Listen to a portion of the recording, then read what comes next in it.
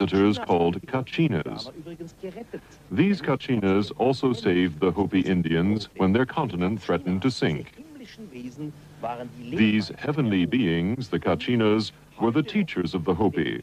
And even today, the Hopi Indians make figures of the Kachinas for the younger generations, so that no one should forget the visit of their original teachers from outer space.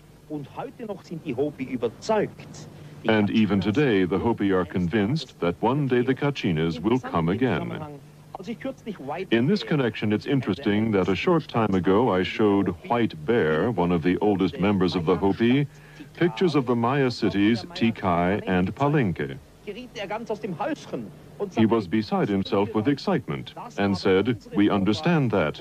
Our ancestors built that under the guidance of the Kachinas."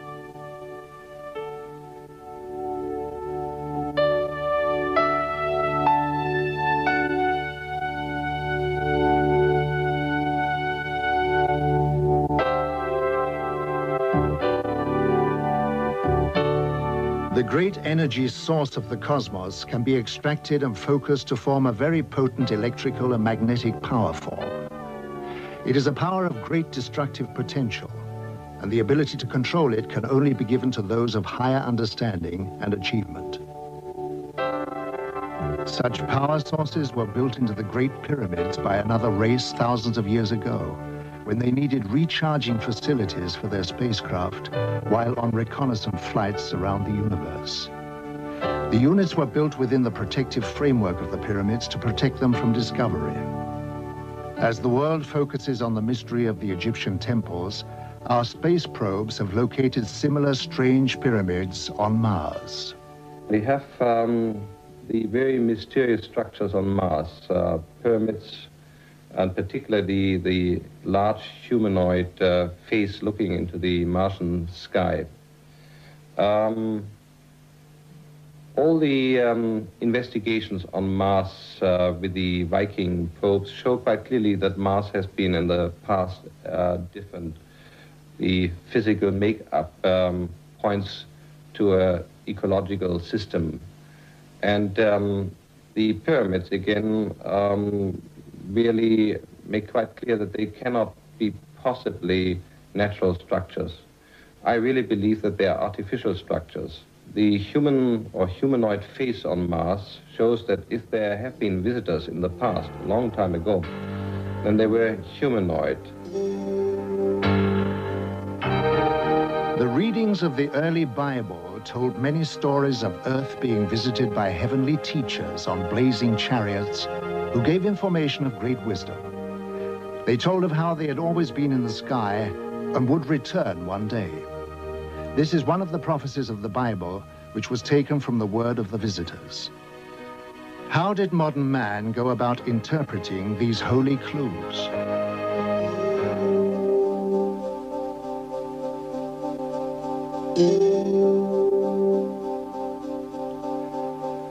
So we turned our faces towards the heavens, in the hope of finding a deeper understanding of ourselves, to participate in the quest for universal knowledge, and to hold out our hands in the search for possible cosmic neighbors.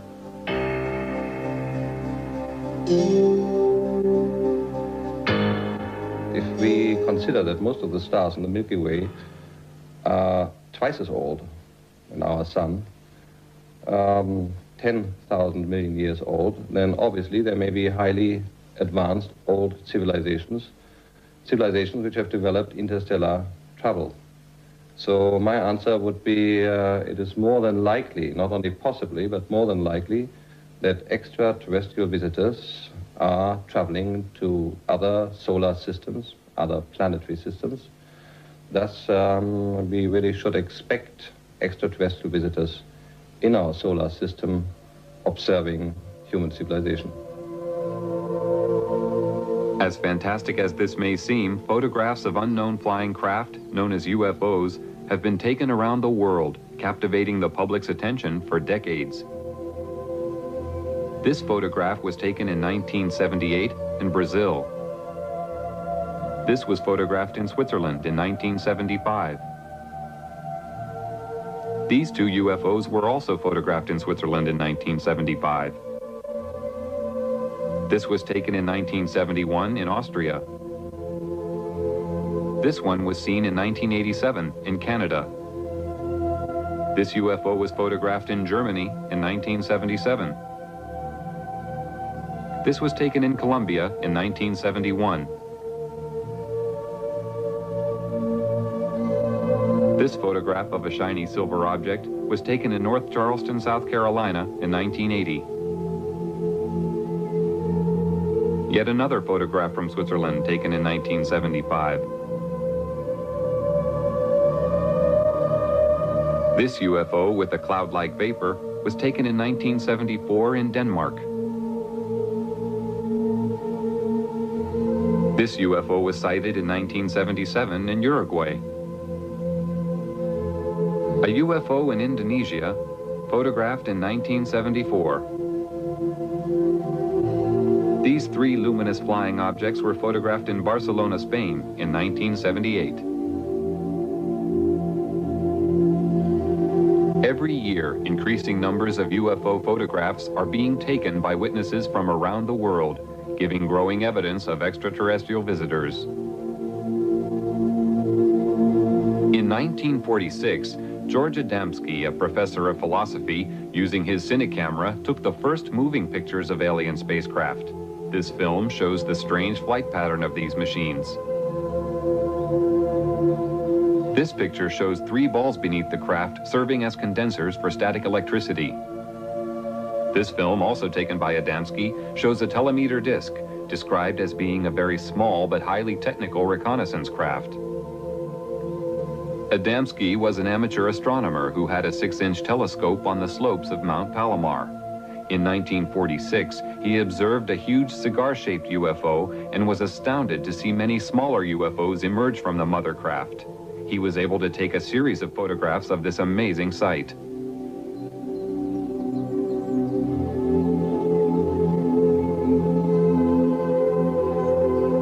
After taking many photographs of these alien flying machines, an event took place which would change the course of Adamski's life. On November 20th, 1952, he had his first contact with a human-looking alien visitor.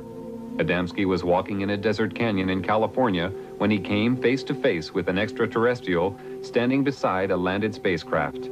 The alien told Adamski that the meeting was not by accident and that he had come to give a message. He warned of the danger we were creating by exploding nuclear weapons. He said that the human race had no idea of the very powerful and deadly long-term effects we were creating, which could not only destroy ourselves, but also our planet, and that the continued use of such weapons could eventually endanger our cosmic neighbors. Adamski was asked to spread this message. The alien visitor promised that he would return and meet Adamski at a later time. Adamski was later taken for flights into space, where deeper, more meaningful messages were given to help the human race to understand another point of view of our world. Adamski devoted his time to spreading the visitor's message and was later joined by a Danish Air Force Major, Hans Petersen. Well, you see, after the contact in the desert, George had an inner feeling that this was not the end of it.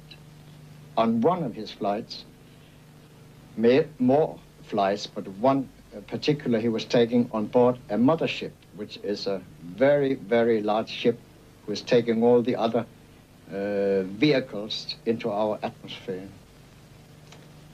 And in there, he met a lot of people, and he met an old man, so to speak, a wise man, who told him a lot of why they were here and what we did wrong here on Earth.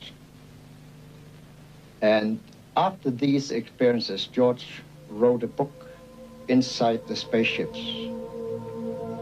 In this book, Adamski described in detail the very advanced technology used in the spaceships, including technical information on the magnetic and gravitational propulsion systems, which work on a power found throughout the universe.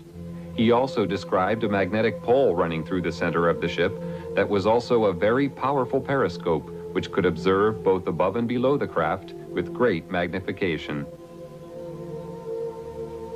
Adamski's alien friends gave him a pendant to wear around his neck and was told it would increase his telepathic abilities and enable him to maintain contact with them. Another witness who was truly shattered by his experience when he saw and photographed a UFO was Dr. Daniel Fry. Dr. Fry was a rocket engineer and the head of a scientific team employed by the American government at the White Sands Missile Proving Grounds in New Mexico when he took these films and photographs. On July 4th, 1949, Dr. Fry was contacted by alien visitors for the first time. They informed him that mankind lives in danger of total self-destruction through means it had created itself, and that Earth technology was advancing faster than man's ability to control himself. He was told that peace was the automatic byproduct of understanding between man, and race and race. Also that the understanding of fellow human beings was the key to building a united world. The most significant experience that I had is probably the finding out of the major purpose for this invasion, so to speak, was to keep this planet alive, that we're approaching an area of controversy which could result in the displacement of all humanity, because we had learned how to do that without learning how to get along with each other. When those among you responsible for your scientific achievements realize the significance of the destructive forces you are creating, only then will you understand that you are destroying your living planet, which is responsible for your very existence. We are here to advise, guide, and encourage you to turn your eyes towards the creation of a planet of peace and understanding, where your invention and universal ability coexist with the creative force of the cosmos.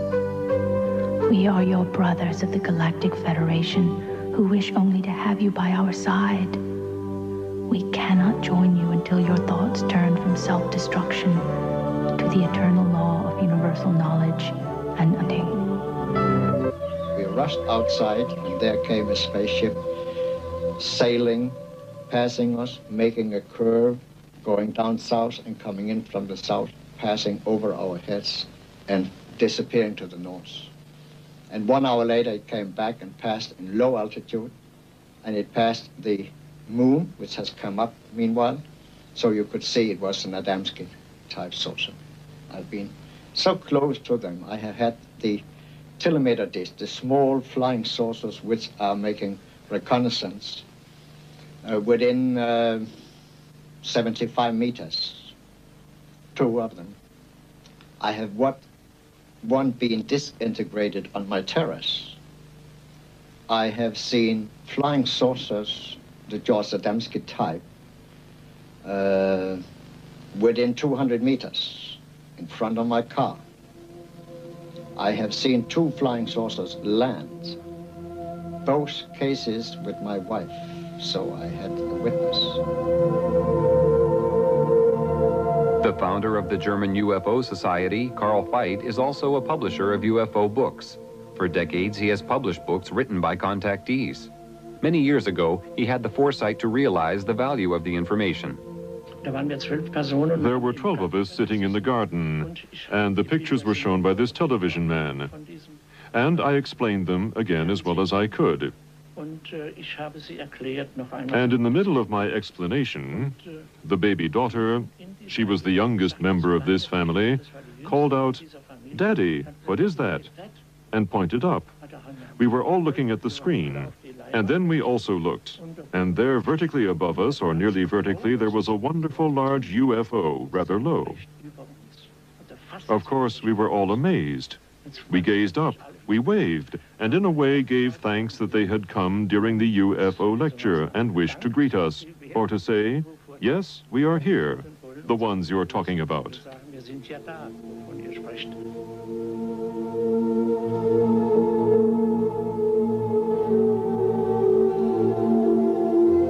Tony Dodd is a retired British police sergeant who had a close encounter with a UFO.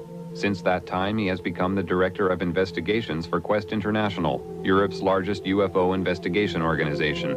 I was driving a police patrol vehicle in a remote area in Yorkshire when I saw the most amazing disc-shaped flying machine. This machine was about 100 meters off the road, above the road. It was glowing white, bright white. It had colored lights rotating round the underside of it. It had a dome on the top with what appeared to be portholes. It was going at no more than 30 kilometers per hour. But the strange thing was that it was making no sound. It was the most amazing thing I've ever seen. This was no doubt a real UFO. I'm convinced of this. It did not resemble anything that we have which is flying around in the sky. It had an effect on my police car radio. It blanked out the transmissions with a very heavy static effect. The object moved away from us and disappeared into the distance and appeared to land in a forest on a hillside.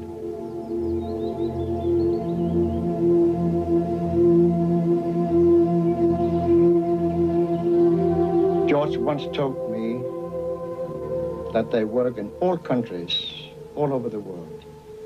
And they live among us, they have jobs. One day, George met a couple in New York on 5th Avenue. He was looking in a shop in the window, and a couple passed him with a little boy between them. And he got this strange feeling that they were space people. And he put a thought towards them, are you space people? And come back. They turned around and came back and said, your thought is correct. Adamski was given insight into the purpose of his life by his extraterrestrial friends. And in this sense, all these people who have come into contact with extraterrestrial beings are confronted with these wonderful facts, and they have also had an insight into their lives. Why they are here. That's what was also said to George Adamski, that he should, so to say, be a pioneer in the field of ufology, because in the development of the human race, we now face great, higher problems. Our first face-to-face contact with a member of your race in modern times was a man called George Adamski. He was chosen because of his astronomical awareness and placid naivete, coupled with a cosmological awareness. During our contact, he was told many things which he was asked to pass on to mankind, and was forewarned of the ridicule he would be exposed to. He showed high integrity and learned quickly the significance of our intentions. He was the ideal subject for our first contact. He created a chain reaction of awareness which continues to spread at the present time. He was the first seed sown by us to open the eyes of your world. The first thing that made me realize that there was definitely something else happening was as a result of the first sighting. After this, using my policeman's mind, I used to watch in the area where I'd seen this thing. And over a period of time, I saw many more of them. And it got to a fairly regular event. And I saw them at close range. I saw them doing aerobatics, almost on occasions as if they were doing them for me, on very remote hillsides. And then on one occasion, one came past, it flew over my head. And I flashed a light at it. And this thing turned around and came back. And as it got above my head, this was only about 25 feet above the ground. It had a long light on the front of it, a long elliptical shaped light. And as it got to my position, the light increased in intensity, went down, and then increased intensity and went down again, almost as if it was signaling me back. And then it turned and flew off again. I knew at this time this was an intelligently controlled machine who was acknowledging my signal. I was certain before this time that there were alien craft flying around. But this particular incident really convinced me of this. So where are our alien visitors coming from? Or is it possible that they've been here all the time? If so, where? Military and civil airline pilots from around the world have constantly reported having the most unusual experiences in the skies, including contact with UFOs. On September 19, 1979, a UFO followed a military aircraft over Germany. This is a close-up of the object. This B-52 Canberra bomber was flying over Edwards Air Force Base in California in 1954 when a UFO was seen near the aircraft. Here is a close-up of the UFO. Many pilots flying B-52 bombers reported seeing UFOs. This one was photographed at 12,000 feet in June 1966 over Utah by aircraft pilot Williams.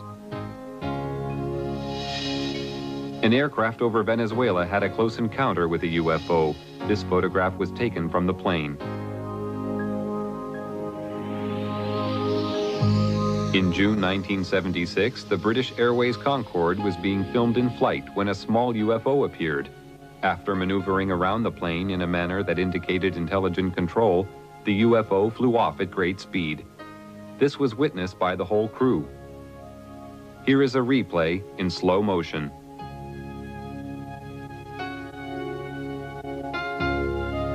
Of the hundreds of UFO sightings made by aircraft pilots every year, the most amazing one was filmed from a commercial airliner by passenger Gene Oldfield as the aircraft cruised at 9,000 feet over Stafford, England on April 2, 1966.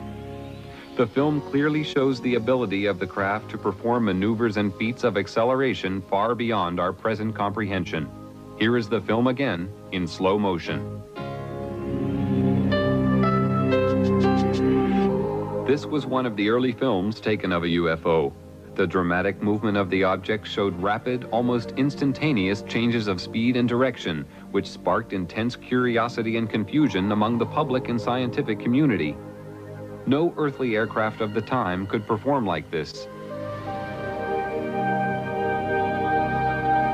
While filming from a helicopter for the U.S. Navy on April 15, 1966, Lee Hansen, a professional photographer, shot these pictures of a flying object at Catalina Island, California. The craft, which had no wings or tail fins, was 30 feet in diameter and moving at approximately 150 miles per hour. No signs of a propulsion system were visible. This film, shot by James Waters in Colorado on July 23, 1963, shows a UFO moving across the sky at tremendous speed, followed by a second one. This is the same film at 1/12th speed.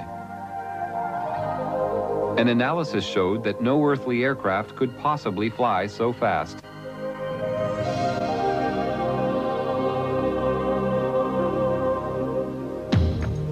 In late December 1978, a record number of UFO sightings were being reported by radar operators and pilots in the area of Wellington, New Zealand. Just before midnight on December 30th, 1978, Quentin Fogarty, a reporter, and a television team took off in an Argosy aircraft to fly to Christchurch. Shortly after takeoff, Fogarty was informed by ground radar that they were being followed by several UFOs. During the 50-minute flight, UFOs were seen and filmed by the crew. The UFOs were described as having a luminous base and a transparent top. The objects were performing incredible aerobatics. This movement was captured on a single frame of film.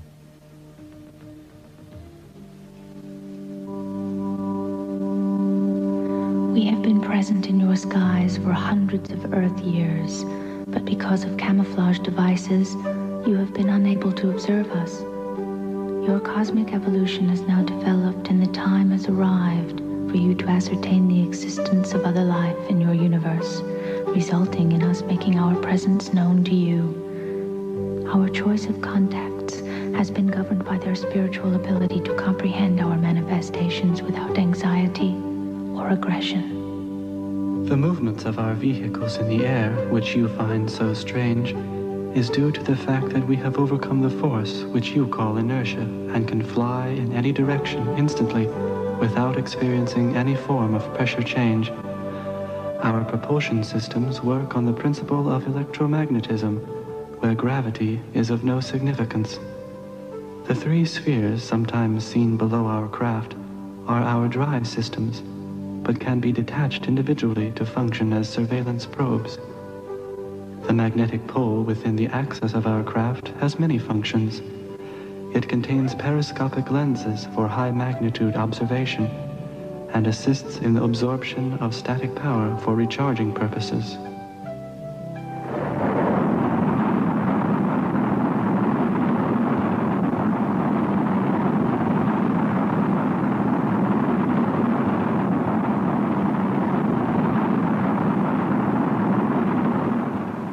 It seems to me quite clear that a humanoid civilization will very likely try to find other humanoid civilizations in the Milky Way, if we just take the Milky Way as our place for travel. I'm not talking about extragalactic civilization now. The possibility of finding humanoid civilizations would always be of interest. Just like our astronauts, if we send them away in the search for life, we'll very likely try to find life which is a kind which is similar. If an astronaut has a chance to visit a planet where there's plant life or insect life, or another planet where there's humanoid life, he very likely will travel to the planet where there is humanoid life. And so it should not surprise us that the extraterrestrial visitors are always described as being humanoid. The following sequence of photographs and film was taken by the astronauts. While in space, they had many encounters with UFOs that are now being revealed for the first time after decades of secrecy. On the Gemini 4 spaceflight on June 3, 1966, astronaut James McDivitt took a photograph of this cylindrical object. On the mission of Gemini 7, astronaut Frank Borman reported seeing these two objects flying in formation. On the Mercury 1 mission on February 20th, 1962, John Glenn took this picture of two glowing objects. On the Gemini 11 mission, September 13th, 1966, Pete Conrad and Richard Gordon observed a cluster of UFOs alongside their craft. They described them as large and very bright. During the Apollo 11 mission in July 1969, Neil Armstrong and Buzz Aldrin saw these two UFOs, which were in orbit around the moon. The astronauts filmed the extraordinary glowing objects from the Apollo 11 spacecraft and reported to Johnson Space Center in Houston, Texas, that the UFOs even accompanied them to the moon. Many astronauts made their own private films while on space missions. This film, shot by James McDivitt in a long sequence, shows the remarkable aerobatic ability of UFOs. The astronauts faced UFOs so regularly that they became part of their everyday life. Because of restrictions, however, they were unable to describe their encounters to the public.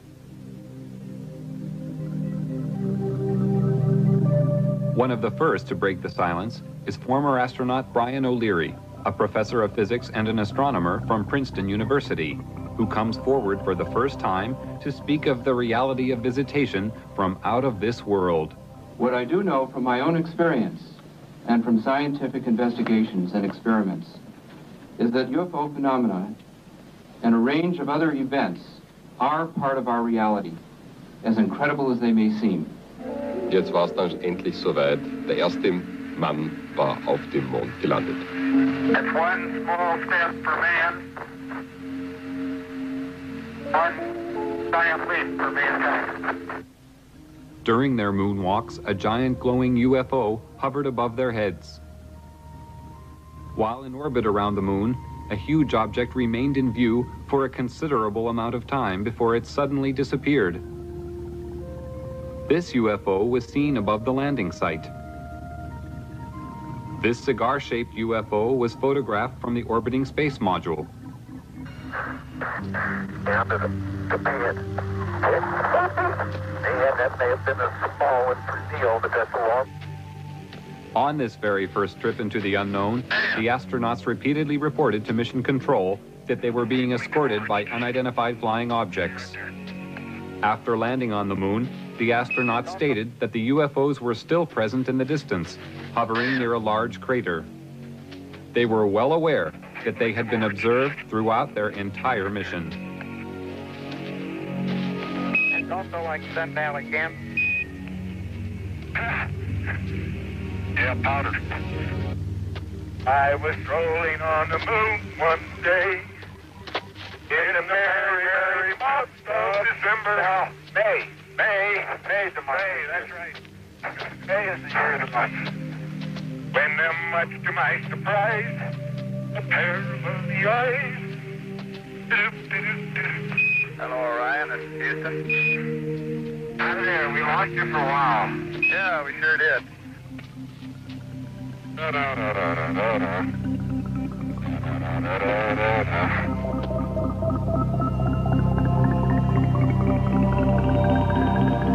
The momentous leap to the moon led to the dawning of the space age. Space travel opened up endless opportunities for mankind to explore new frontiers. NASA's plans are already well underway for colonies to be developed on other planets, beginning with Mars. Enter the Earth's atmosphere, but on one rare occasion, this remarkable film was shot of such a ship flying at low level over Germany in 1980. The object was seen by other witnesses in a nearby village who reported seeing 3 smaller craft emerging from the larger one. They stated that the craft was at least 100 feet long. This film of a cigar-shaped mothership was taken in Rhode Island, America on June 3, 1967. The leaf effect motion of the ship is common with most sightings. Craft of this size and shape have been reported all over the world. This aerial photo was taken by Inaki Ozis while flying at 8,000 feet in February 1968. Probably the same cigar-shaped mothership was photographed in Texas 10 days later. Over the following few days, an object fitting a similar description was reported by various witnesses.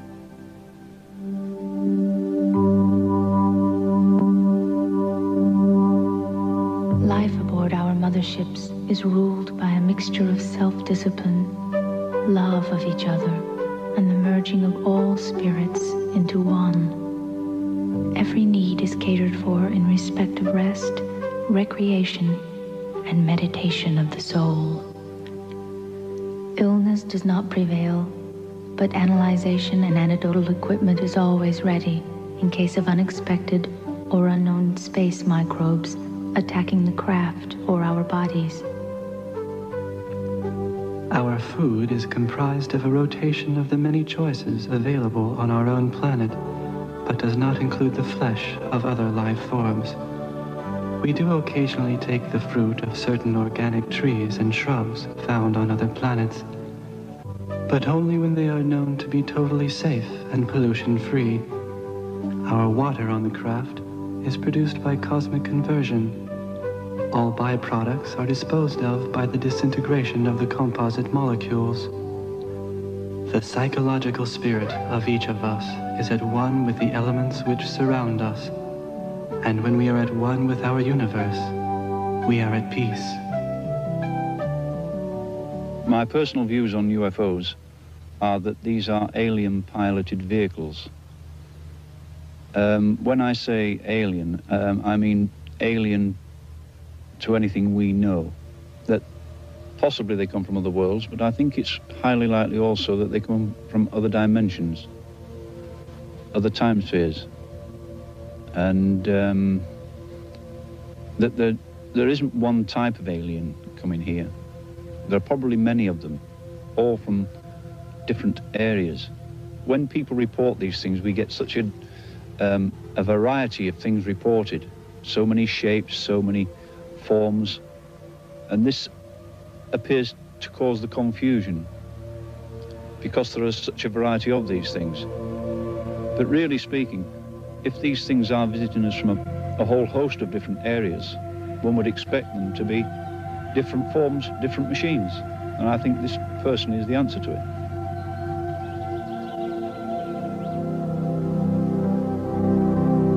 Meanwhile, we scan the skies with optical and radio telescopes of great power, which penetrate the universe for 15 billion light years, watching, listening for signs of intelligent life. Large numbers of people on Earth wait and watch in the hope that one day they may be contacted or visited by visitors from space. In Russia, a large crowd of people who had gathered to watch a famous singer being filmed saw more than they had bargained for when a UFO suddenly appeared above their heads. The camera crew quickly focused their camera on the object and recorded an aerial display that lasted several minutes.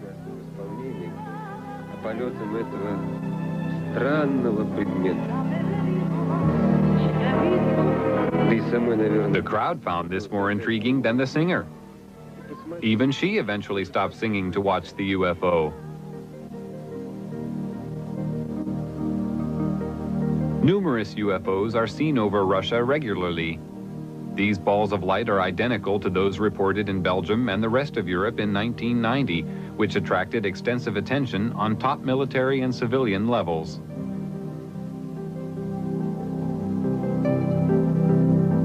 In April 1990, this cigar-shaped UFO was filmed over Russia by an amateur. These flying objects are now acknowledged by the Russian military as being alien flying machines. The nucleus, the authentic nucleus of the UFO phenomenon must be our research field, and that is certainly worthwhile. However skeptics may talk about the UFO phenomenon, whether they call people who have encountered psychopaths or even scientists who concern themselves with UFOs as cranks, we simply have to accept, if we inform ourselves, that there's a small percentage of absolute authentic cases which represent the UFO phenomenon. And we must continue to investigate this nucleus. It will be worthwhile. When I first saw my UFO, I always quote my UFO now, you've got to bear in mind I was dealing with something like this with the clinical mind of a policeman. So my immediate reaction was, well, what makes a thing like this tick? How does it go? How can you get an enormous machine like this which doesn't make sound? Why does it look so beautiful? Why did I see it? Why was it there? There's so many whys. And I knew I had to find out answers to these things. It was very, very difficult. There was no easy way of finding an answer to something like this. But it seemed to me that things naturally came my way. I started to receive reports from people as it became known I was interested in this subject. And then I had so many other incidents following this of close encounters. It was quite amazing, really, because these things seemed to know where I was, even when I wasn't on the initial hillsides where I found them. I had occasions when I would be driving down a country road, then suddenly one of these things would be in the sky, flying alongside me very close. And it was almost a cat and mouse game. And I had nothing but no fear. Never any fear, because there was never anything directed towards me which would indicate there was any hostility. And so I got a sort of affection for them. I had to keep thinking, what kind of technicians put something like this together? Because it was such an amazing thing. But I knew that this thing was not from here. For the past 45 years, people from every country have reported seeing UFOs. The descriptions of these objects have been all too similar, despite the fact that the witnesses live thousands of miles apart. Witnesses include astronauts, pilots, scientists, and police. Even presidents of the United States. Jimmy Carter and Ronald Reagan have spoken openly about their seeing UFOs. Since 1945, an estimated 5 million UFO sightings have been reported from across the world. Most sightings are of singular objects, although many are of 2 or 3. In some cases, large formations have been spotted. The greatest number of UFOs usually appear after 9 p.m. Although a large percentage of these sightings can be explained as natural phenomena, many cannot. Thousands of people are asking questions: what are these UFOs? Where do they come from? Why can't I see one? Why are they here? And more people want to communicate with the extraterrestrials, to learn more about them, get to know them, to understand. 20th century, the winds of change began to blow. Events were to take place which would change the course of mankind forever. The atomic age had arrived.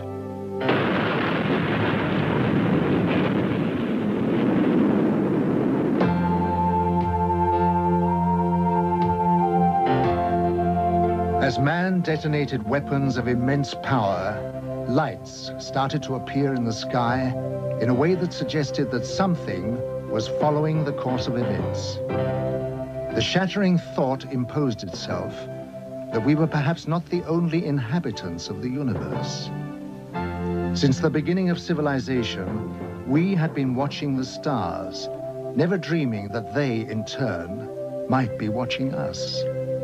History was about to change.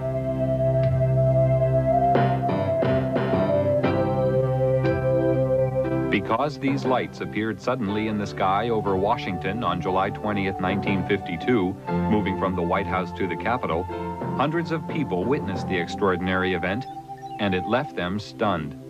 The lights instantly jumped from one position to another. They were also observed by high military officials who knew what the lights were trying to say. The public had never seen anything like this, whereas the military had already a long history of involvement with these alien visitors, but had kept it from the public. An immediate emergency meeting was called to formulate a plan to divert public attention away from the occurrences. From that day on, it was decided to place the subject under the highest classification of security. Then came the first announcement to mislead the public made by Chief of Air Intelligence, Major General John Sanford. We can say that the recent sightings are in no way connected with any secret development by any agency of the United States. From that day on, the biggest secret of the century began. How did it all start?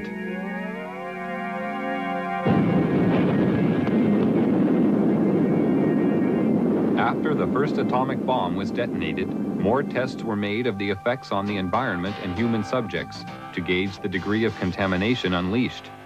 No knowledge of the devastating long-term effects existed at this time. Here in New Mexico, an army base close to a small town called Roswell became the focus of attention on July 2nd, 1947, when Bill Brazel, a farmer, found a crashed disc-shaped craft on his land. The military arrived on the scene and quickly isolated the spot when they found debris scattered over a wide area. They also found 4 dead humanoid alien bodies who had been ejected from the craft. Because of many recent UFO sightings by the military, they accepted the existence of visitors from outer space who obviously possessed a technology which was far beyond our understanding. Now, for the first time, they had tangible evidence and were eager to learn its secrets. Roswell was the home of the 509th Bomber Wing, the sole American atomic bomber group. Major Jesse Marcel, an Army intelligence officer, was engaged on the recovery operation and asked Walter Haught, the Army public relations officer, to prepare a story for the local newspaper. He told me to prepare a release with basically the information that he gave me over the phone. When it was done, to take it into community and hand deliver it to the 4 news media we had in Roswell at that time, which is what I did. The story was published in the local paper.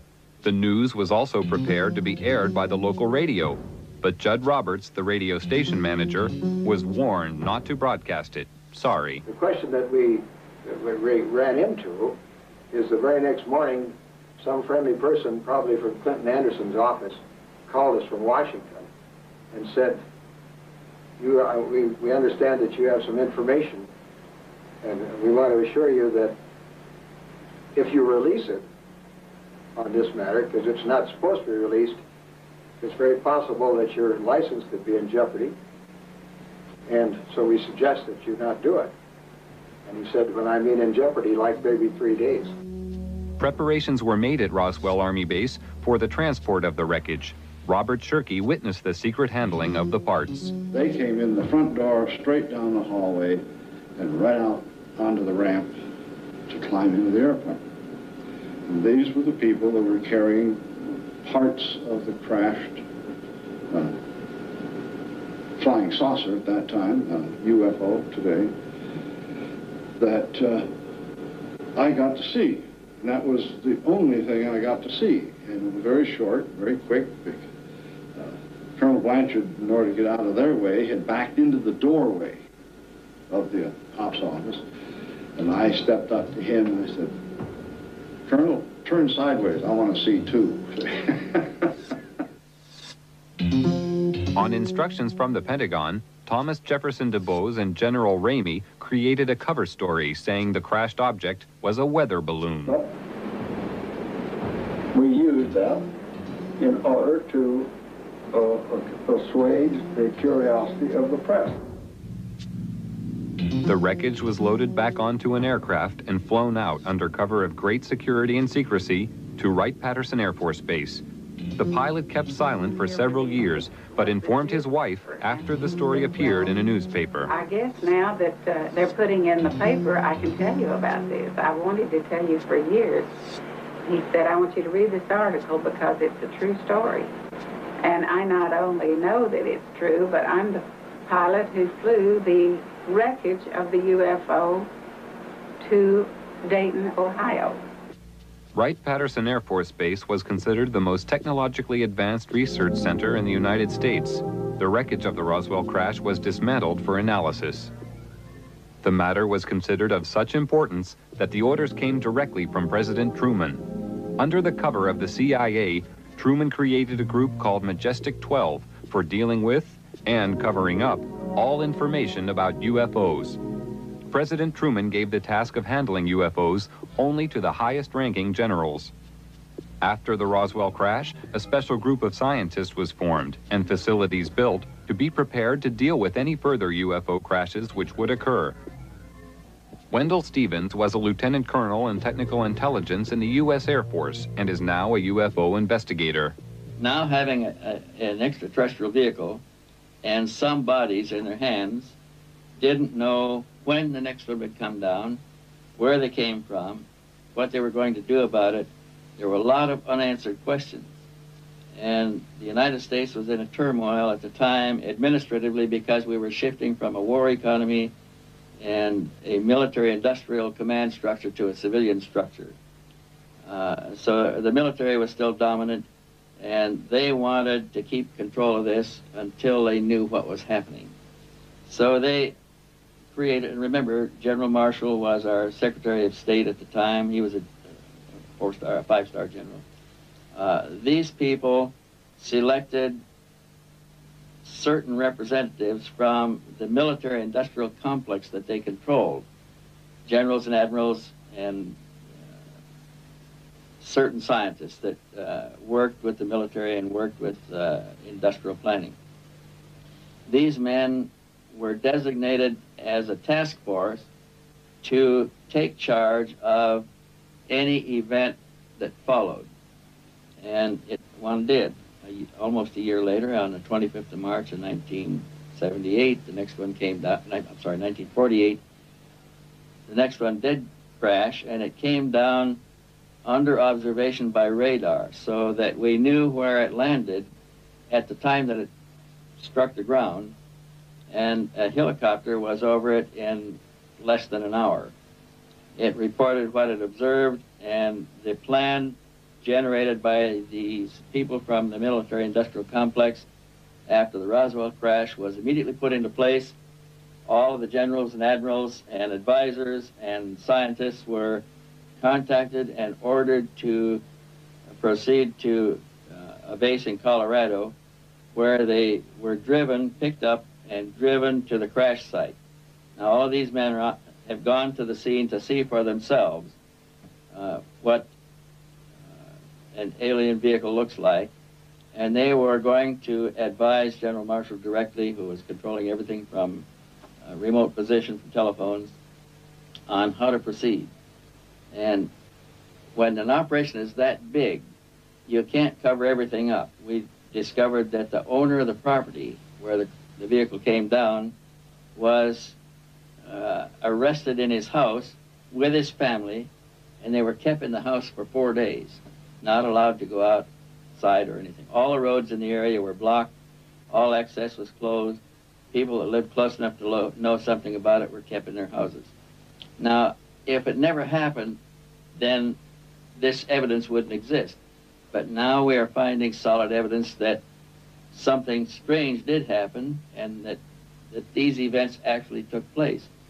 Then we found people who observed the recovery of the craft from a distance, that saw the task force moving across off roads over country to a secure military facility at Los Alamos. And with these leads, we were able to turn up other witnesses, all of whom had been sworn to secrecy by their superiors at the time they participated in these events. And only a few of them would talk to us, and only on condition that they not be identified because of their vulnerability. What happens in a case of violation of security oaths of this nature, they could lose all pay and allowances due or ever to become due. They could be imprisoned. They could be fined a lot of things that none of them could stand. Through Secretary of State General Marshall, the security of the UFO situation was intensified. A closer relationship developed between the military and Majestic 12. As time passed, the power of Majestic 12 grew stronger. Virgil Armstrong was an intelligence officer with the CIA and worked with highly classified assignments. He retired with the rank of major. I received documents which said that a UFO had landed in the middle of White Sands, New Mexico proving grounds, and that this object was inert, was under surveillance, and would be kept under surveillance until they could determine whether it was hostile or friendly. It later turned out that it was friendly in that the occupants were dead, and when we got aboard, there were 5 bodies. The bodies were diminutive in size, in other words, 3.5 feet. The largest one was just under 4 feet. 2 of them were obviously the commanding officers because 2 of them wore epaulets on their shoulders. Later turns out that they were all male. When we flew them back to Wright-Patterson, of course, the examination, physical examination, and the autopsy, of course, revealed that they were indeed all male.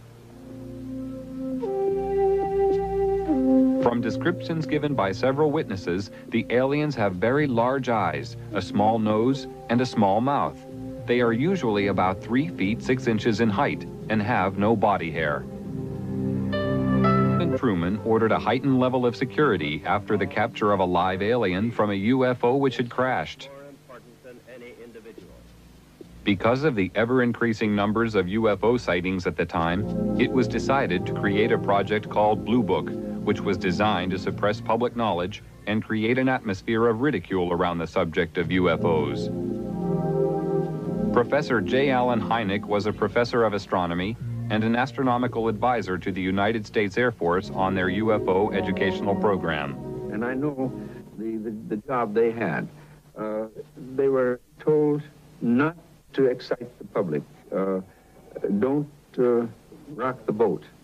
And I saw it in my own eyes happen that whenever a case happened that they could explain, which was quite a few, they made point of that and let that out to the media. Things that the cases that were very difficult to explain, they would jump handsprings to keep the media away from it.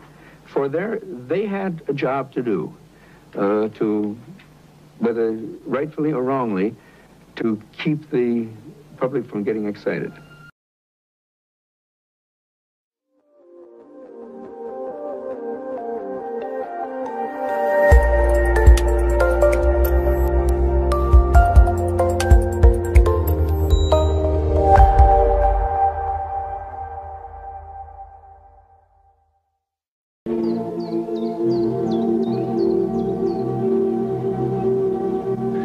Ancient Indians of Peru were a highly advanced civilization who lived thousands of years ago in the jungle of South America. Their traditions speak of visiting spaceman, At their reservations are the amazing Nazca lines, which are etched into the earth and which are acknowledged as being aircraft runways and landing sites. Artifacts of great age have been found which closely resemble aircraft of today.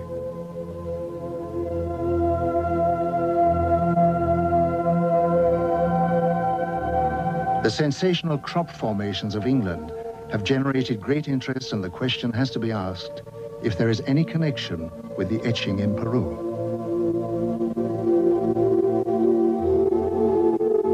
Ich kenne die Hopi-Indianer sehr gut. Sie leben heute in Arizona. Aber ihre alte Geschichte. I know the Hopi Indians very well. Today they live in Arizona. But their old traditions say that many, many thousands of years ago their home was in South America. And that at that time they were descended upon by extraterrestrial visitors called Kachinas. These Kachinas also saved the Hopi Indians when their continent threatened to sink. These heavenly beings, the Kachinas, were the teachers of the Hopi. And even today, the Hopi Indians make figures of the Kachinas for the younger generations, so that no one should forget the visit of their original teachers from outer space. And even today, the Hopi are convinced that one day the Kachinas will come again. In this connection, it's interesting that a short time ago I showed White Bear, one of the oldest members of the Hopi, pictures of the Maya cities Tikal and Palenque. He was beside himself with excitement and said, "We understand that. Our ancestors built that under the guidance of the Kachinas."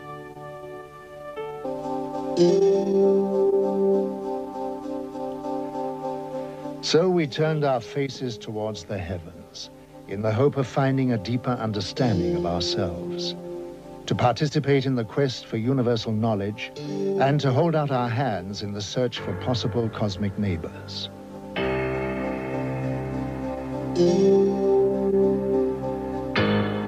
If we consider that most of the stars in the Milky Way are twice as old than our sun, 10,000 million years old, then obviously there may be highly advanced old civilizations which have developed interstellar travel.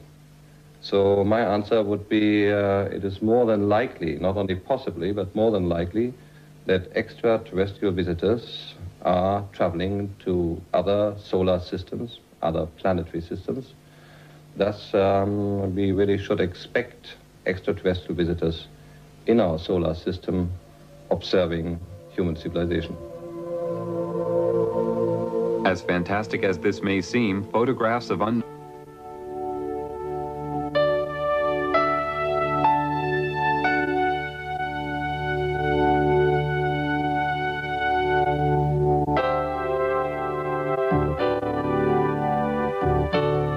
The great energy source of the cosmos can be extracted and focused to form a very potent electrical and magnetic power form. It is a power of great destructive potential, and the ability to control it can only be given to those of higher understanding and achievement.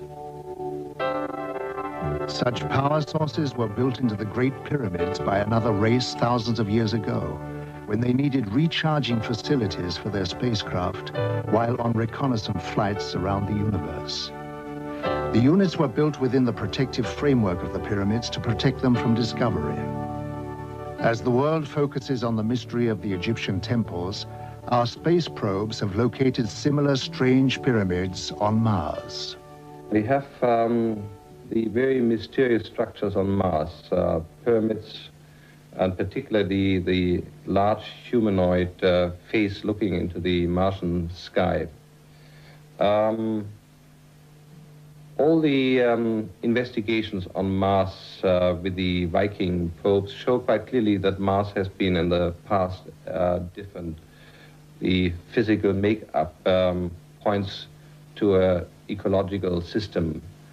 And the pyramids, again, really make quite clear that they cannot be possibly natural structures. I really believe that they are artificial structures.